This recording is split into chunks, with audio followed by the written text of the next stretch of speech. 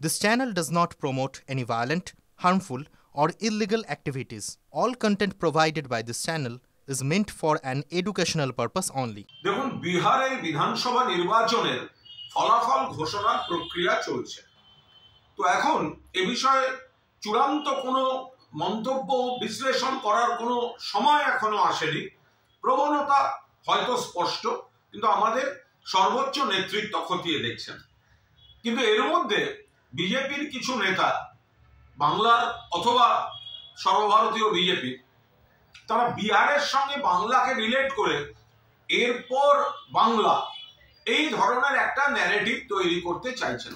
খুব স্পষ্টভাবে বলে রাখি, বিহারের ফল যাই হোক, দয়া করে কোনো কষ্টকল্পিত তুলনা বাংলার সঙ্গে করতে আসবেন না। বিহারের ফলাফলের বিন্দুমাত্র প্রভাব বাংলায় পড়বে না। আপনারা এসআইআর বা এই ধরনের যা ইচ্ছা চক্রান্ত করতে পারেন, তার মোকাবিলা মমতা ব্যানার্জির নেতৃত্বে অভিষেক ব্যানার্জির সেনাপতিত্বে হবে। কিন্তু বাংলার রাজনীতির ফ্যাক্টরগুলি সম্পূর্ণ আলাদা।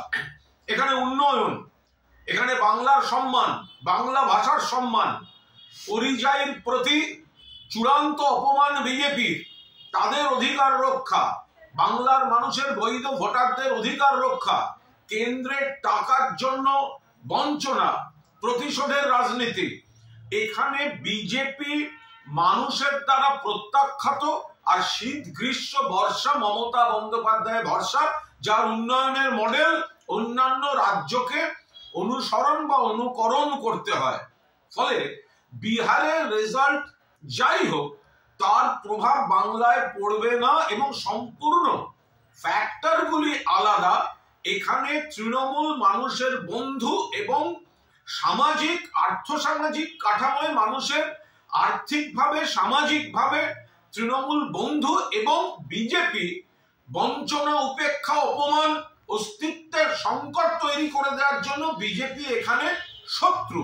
ফলে 250 আসন নিয়ে প্লাস মাইনাস চতুর্থবারের জন্য বাংলায় মুখ্যমন্ত্রী হতে চলেছেন মমতা বন্দ্যোপাধ্যায়। বিজেপির যে নেতারা বিহার দেখিয়ে বাংলা টেনে সকাল থেকে মন্তব্য করছেন, তারা অকারণ পরিশ্রম করছেন। বিহারের সঙ্গে বাংলার ফ্যাক্টরগুলির মিল নেই এবং বিহারের নির্বাচনের কোনো প্রভাব বাংলায় পড়বে না। বাংলায় তৃণমূলের পাশে মানুষ ছিলেন, আছেন, থাকবেন, এবং বিজেপি এখানে প্রত্যাখ্যাতই থাকবে। আর বাকি নির্বাচনী বিশ্লেষণ বিহারের, সেটা আমাদের নেতৃত্ব খতিয়ে দেখছে।